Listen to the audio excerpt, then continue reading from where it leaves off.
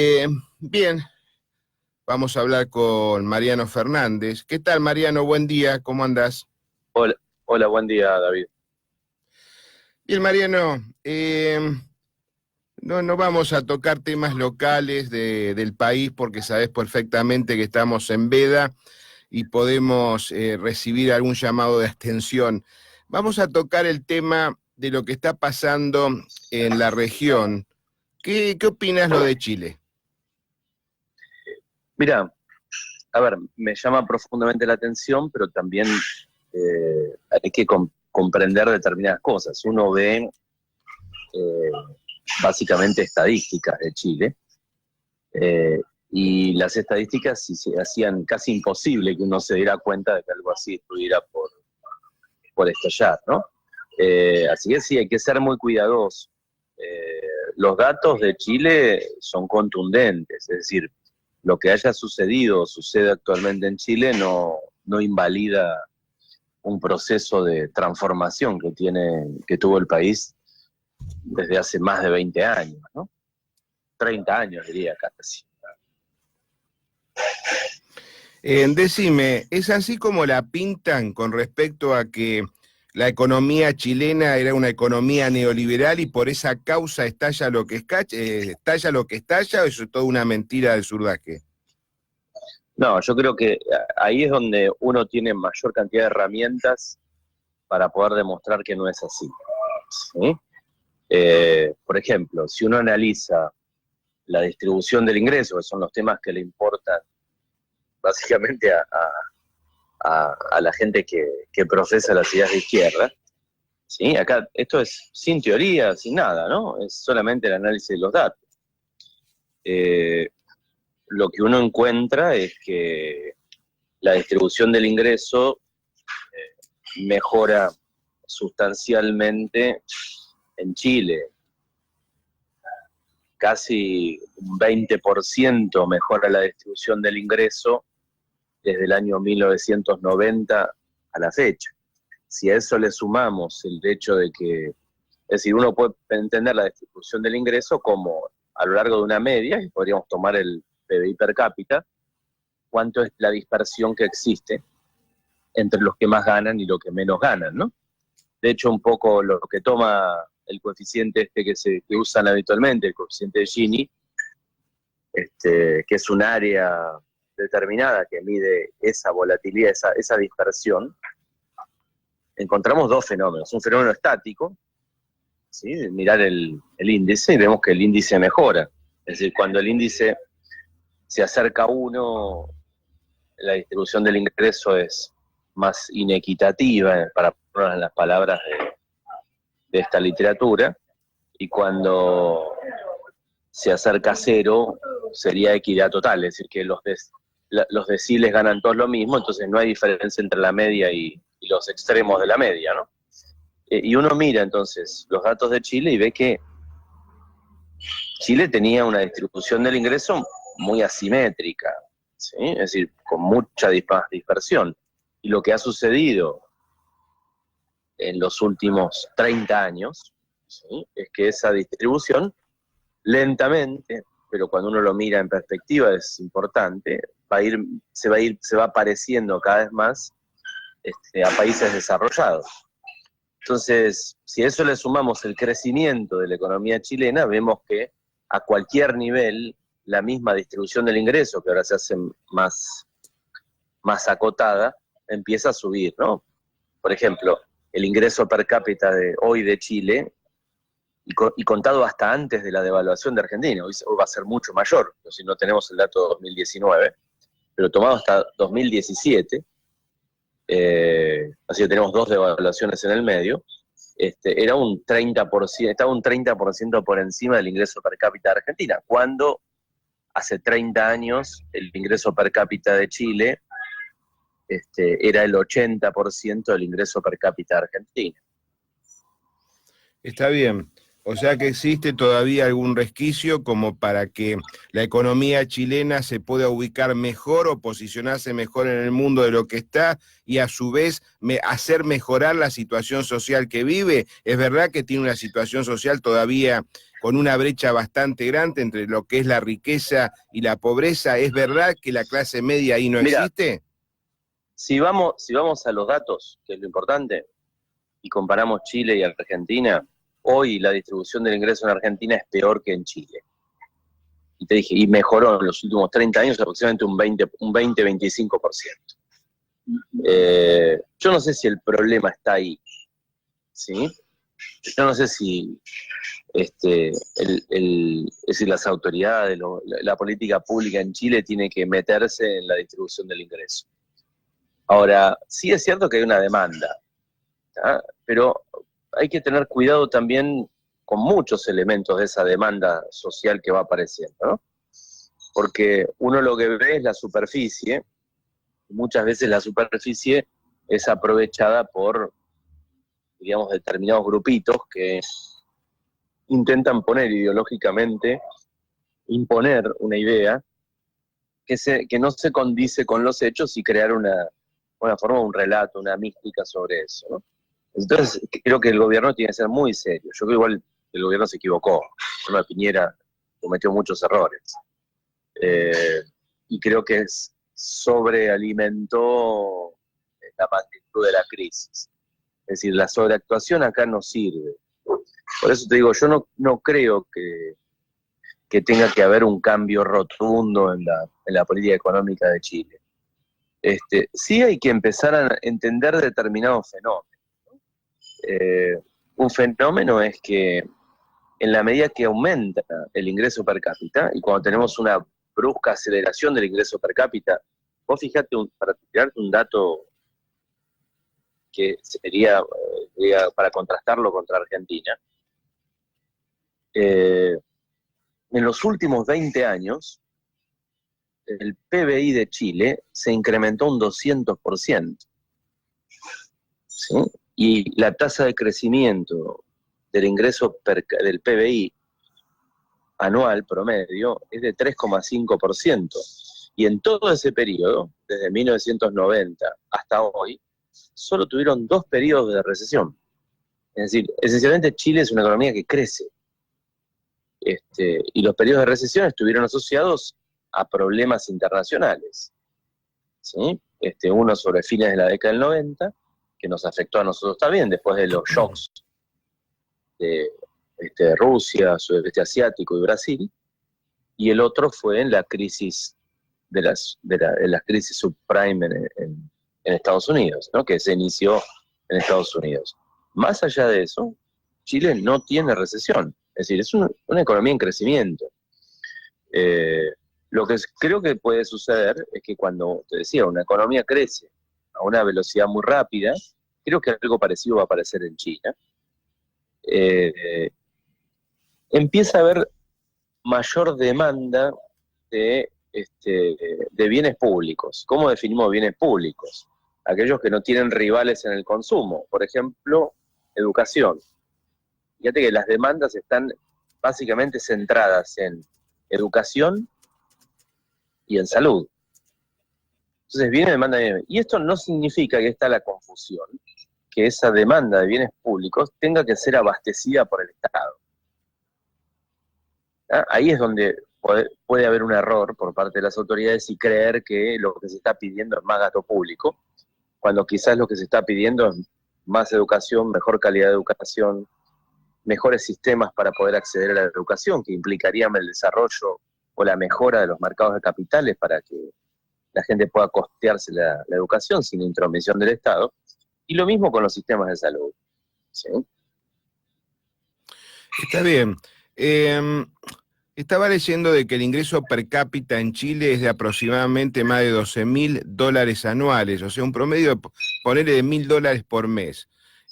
A eso sumale que, dicen acá los medios, lo leí en el diario El Mercurio, de que el 10% de la población, que es la más rica de Chile, maneja el 50% de la riqueza. No entiendo eso. Si tenés un per cápita de $12.000 anuales, a su vez tenés los ricos que te manejan el 50% de toda la riqueza de Chile. ¿Por qué tenés sueldos mínimos o jubilaciones mínimas de $200? A ver, hay un tema primero, la jubilación, ahora después lo tratamos, ¿no? En relación al sueldo, el sueldo guarda relación con la productividad, ¿sí? Es decir, el sueldo mínimo no es $200 en Chile, es un poco más. Son 400, son 400 dólares. $402 es el sueldo inicial, el sueldo básico. Pero también hay que entender cuál es la habilidad de ese sueldo, es decir, cuál es la productividad marginal que genera ese sueldo. ¿Vamos? Es decir, ese es el sueldo de inicio. Y entender que el sueldo de inicio es, si uno lo compara con los países desarrollados, sí, encuentra una brecha importante. Pero también es cierto de que Chile es un país en camino a ser un país desarrollado. Entonces, naturalmente existen ineficiencias en los mercados laborales que hacen que en esta etapa los salarios no puedan ser altos, pero solamente no por un capricho, sino porque es un momento en la etapa de producción donde la rentabilidad del capital supera la rentabilidad del trabajo. Esto es transitorio, por eso digo, esto puede generar algún tipo de malestar, ¿sí? Fogoneado desde algún lado, pero uno tiene que entender los procesos en forma más seria, ¿no? Más científica. Sí, evidentemente hay un problema, pero lo que yo te decía era, hoy el salario es de $400, pero hace 30 años el salario era mucho más bajo y el ingreso per cápita era mucho más bajo. Entonces, esa es la cuenta que hay que mirar, desde ya que no abastece las demandas de mucha gente y la perspectiva de mucha gente.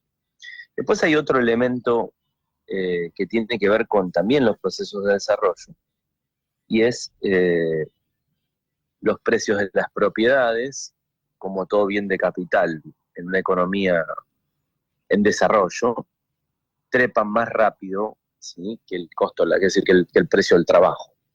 Eso entonces hace percibir que efectivamente con un salario mínimo la cantidad de sueldos que uno necesita para poder llegar a una propiedad es mucho más baja. Pero es un proceso. Si en realidad lo analizamos desde el punto de vista de la evolución, ¿sí?, del crecimiento a lo largo del tiempo, lo que vemos es que en algún momento, en el desarrollo de los pueblos, ¿sí?, eso está toda la literatura de mi lado, el precio de la mano de obra empieza a compensar y a crecer más rápido que el precio del capital, ¿sí? Es un tema de eficiencia. Ahora, estos procesos siempre tienen conflictos sociales. Recordá una cosa, Argentina, en el momento en donde estaba entre los primeros 10 países del mundo, tenía una ola de anarquismo y de aumento de demandas sociales, ¿sí?, ya sea también en educación, en salud y en el régimen de pensión, muy parecido a lo que le sucede a Chile. Recordá esto, las huelgas de la Semana Trágica, el pedido, es decir, esencialmente la defensa por parte de los diputados socialistas de la reducción de la hora de trabajar, del descanso dominical, de la regulación de las horas de trabajo, la presión sobre el gobierno de Marcelo Torcuato de Alvear para instaurar un régimen de jubilaciones, es decir, un régimen de pensiones. Por eso son procesos. El tema es cómo resuelve el gobierno chileno estas demandas.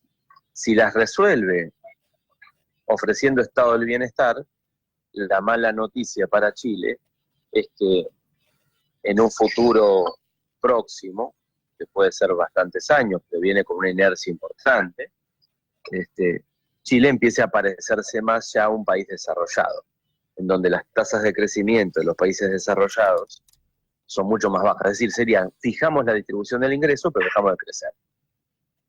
Entonces dejarían de crecer a un nivel de ingreso que quedó en el medio entre un país desarrollado, sería la de un país emergente, ¿no?, y un país pobre, que es lo que nos pasa a Argentina, ¿no? Está bien. para hacer un poquito más asequible, explícame, ¿para qué se mide y para qué sirve la medición sobre libertad económica de los países? Bueno, ahí hay bastante discusión. Este, el lado de nuestra literatura, lo que nosotros podemos demostrar es que a mayor libertad económica hay mayor comercio, hay mayor desarrollo, y por ende hay una mejora de la condición económica del lugar que ostenta libertad económica.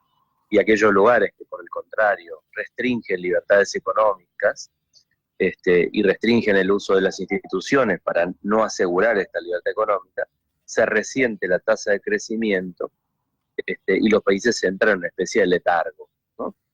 Entonces, ahí hay un punto importante. Fíjate dónde está Chile en el índice de libertad económica, dónde está Chile. Fíjate que la libertad económica está asociada a la corrupción, está correlacionada. Cuanto mayor es la libertad económica, menores son los canales de corrupción, pero no porque, sino esencialmente porque al destruirse la regulación excesiva, es decir, es la que determina la menor existencia de canales de corrupción. No es que Argentina o los países africanos son más corruptos que otros países por una cuestión cultural. No, eso no necesariamente tiene que ser así y no es del todo serio plantear eso. Es decir, no son diferentes. Lo importante son cómo responden a los incentivos. Entonces, te vuelvo a repetir, cuanto mayor es la libertad económica, menores son los canales o los mecanismos para que las economías transiten por índice de corrupción. Es decir, hay dos puntos llamativos que están correlacionados, que son el índice de libertad económica, el índice de corrupción, y el índice de libertad económica es más parecido a lo que mejor se correlaciona con la tasa de crecimiento. No así la corrupción, eso es lo que nos han vendido. Con menos corrupción se crece más. Si la corrupción la haces, si la lográs, si bajás la corrupción a base de mayor control, en realidad lo que sucede es que la economía nuevamente se resiente. Está bien. Bueno, sobre 180 países, Argentina este año ha sido ubicada en el puesto 148 y Chile en el puesto 18, o sea, una diferencia abismal. Escúchame, para llegar al nivel de libertad económica chilena, ¿qué nos hace falta acá en la Argentina, aparte de la corrupción que tenemos? No, bueno, hay un punto central, tiene que ver con las instituciones. En la Argentina las instituciones están muy vilipendiadas. Podemos tomar algunos casos emblemáticos, no sé, como el Banco Central o como la regulación bancaria. Eso determina que hay canales de corrupción, ¿sí? Entonces, hay un tema institucional, hay un tema regulatorio, es decir, a mayor cantidad de regulación, fíjate, un ejemplo, yo pongo un cap, un piso, techo sobre un precio y aparecen mercados negros. Yo prohíbo una actividad y aparece el mercado encontrando la forma de saltar esa regulación, porque la necesidad de poder obtener ese bien o ese servicio es mayor que el costo de la regulación, ¿tá? Y en el momento el costo de regulación tiende a ser infinito, es decir, la única forma de la regulación sería eficiente extendiendo infinito el control. Pero si tendés a infinito el control, el costo del control es infinito y no es eficiente económicamente. Es decir, la discusión en micro de eficiencia técnica y de eficiencia económica. Existe un punto de eficiencia técnica de la corrupción, pero la eficiencia técnica de la corrupción no es eficiencia económica, es decir, es muy cara. Escúchame, mira, con los datos que yo estoy observando acá, en Chile, yo creo que dentro de pocos años va a estar entre las mejores economías de América al lado de Estados Unidos y Canadá. ¿Vos por qué crees que a Chile la están atacando de esa manera como para tirarla, digamos, a lo más bajo posible? ¿Crees que es algo ideológico? ¿Crees que viene algo de afuera? ¿Crees que netamente es algo interno, social? ¿Crees que es algo organizado, interno o externo? Porque acá algo debe estar está sucediendo algo feo y a su vez pretenden que surja algo mucho más feo como para que a Chile la dejen desplazada. Yo lo miro desde este punto, mira, antes, y lo estamos hablando ya desde hace varios días, lo hablé con Iris Speroni, antes las guerras eran sobre el meridiano de Greenwich, esto ahora es hemisférica, norte y sur. ¿Vos crees que están metidas algunas potencias y pretenden dominar, digamos, las riquezas que tiene Sudamérica para desplazar todas las empresas norteamericanas y que predomine las empresas rusas y chinas? ¿Vos crees que tiene algo que ver eso también? Mirá, ahí chocas contra un punto central que tiene que ver con mi concepción del mundo. En mi concepción del mundo, las teorías conspirativas no son determinantes. Eso no significa que no puedan existir las conspiraciones. ¿A qué me refiero con esto? Es decir, es probable que alguien se quiera subir al caballo, ¿sí?, en Chile, para lograr sería un cometido político, un objetivo político. Ahora, no creo que esas fuerzas desestabilizadoras financiadas por Venezuela o por Cuba o por lo que nos ocurra, tengan los fondos suficientes como para desestabilizar una economía. Entonces yo creo que es al revés. Existe una demanda, estos tipos son muy inteligentes en captar, o por lo menos saben trabajar en eso, en captar cuáles son las demandas. Y lo que pueden hacer es canalizar la violencia, es decir, hacer de detonantes de la violencia, para lograr sus objetivos. Pero no creo que ellos sean los causantes. Yo creo que hay que mirarlo un poquito más arriba. Por eso te digo, para mí, el tema con Chile es, aparece una demanda de mayor cantidad de bienes públicos. Lo vuelvo a aclarar, bien público significa que no tiene rival en el consumo, ¿sí? Es decir, yo puedo tener en un aula 2 personas o puedo tener 8 personas.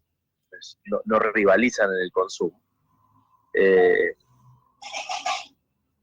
Y esa demanda de bienes públicos, salud, educación, justicia, ¿sí?, esa demanda de bienes públicos es aprovechada por aquellos grupos que buscan esencialmente mayor control y poder y monopolio del Estado, es canalizada a través de métodos violentos. Y cuando alguien está caliente, le pones un fósforo adelante y explota, ¿sí? Yo creo que son especialistas, son agitadores, ¿sí? Entonces hay un caldo de cultivo. Es lo mismo que sucedía con los movimientos anarquistas del principio del siglo.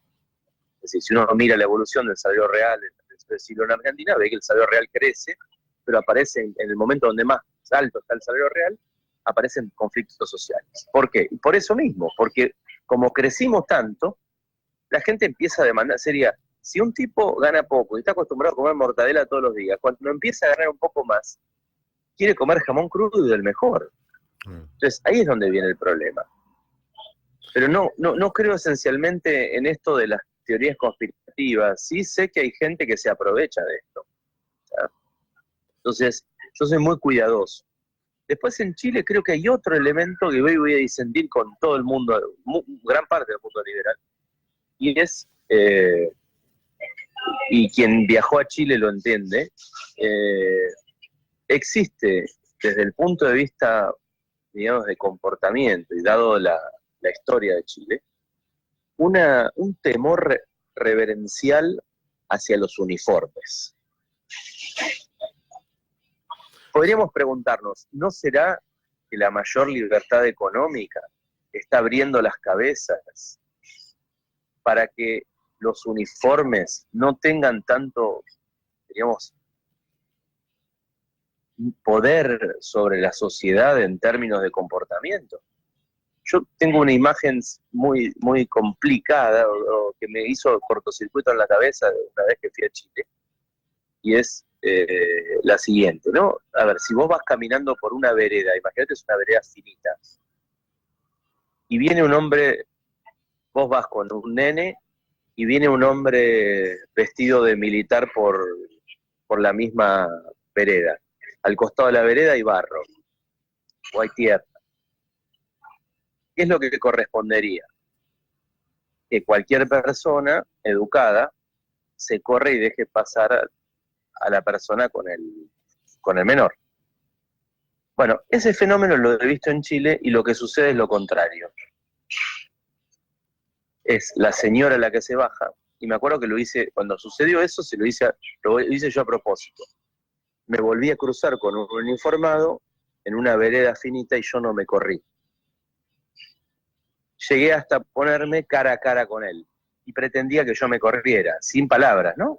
Es un lenguaje gestual. Cuando el tipo notó que era un extranjero, se bajó. Bueno, no empezará a pasar, esto es muy profundo lo que estoy diciendo, de que el aumento del ingreso per cápita y las mejoras en las condiciones de vida y en las perspectivas de vida generen una mayor demanda de libertad, y que esto, en vez de canalizarlo, serían los defensores de las ideas de la libertad, ¿sí? Nos quedamos enroscados en la idea de la defensa del orden público frente al hecho de que no estamos viendo una mayor demanda de libertad. Y si es aprovechado por los grupos de izquierda para decir, bueno, el problema acá es el control del Estado capitalista y corporativo capitalista en querer apropiarse de las rentas del pueblo, ¿no? Interesante el dato que largaste. Yo he viajado a Chile, nunca me crucé con ningún carabinero o militar, así que no te puedo contar esa experiencia, pero la verdad que el dato que tiraste es muy, pero muy interesante. Obvio que allá las fuerzas de seguridad y las fuerzas militares tienen que estar bien respetadas. Yo creo que es parte del respeto, ¿no? Si no, ¿cómo aplicás el orden? Obvio que a veces tanto orden esgrime consecuencias como la que se están viviendo. Ya a Piñera le están echando en cara, ¿no?, de cómo está reprimiendo. Una cosa es el respeto y la otra es el temor y la reverencia. Claro. Si vos comparás un uniformado en Estados Unidos contra un uniformado en Chile, vas a ver que la gente de bajo nivel de capital humano, esencialmente le tiene miedo. Está bien, sí, buen ejemplo también, correcto. Está perfecto, claro. Y eso no significa que no tenga, que la policía no goce de prestigio, ni sea garante del orden. Exacto. O incluso lo que sucede con la policía en Inglaterra. Sí, correcto. Bien, 8:30 de la mañana, no cortes, Mariano, que me despido de vos en línea privada. Vamos a escuchar un poquito de música, que la pases bien.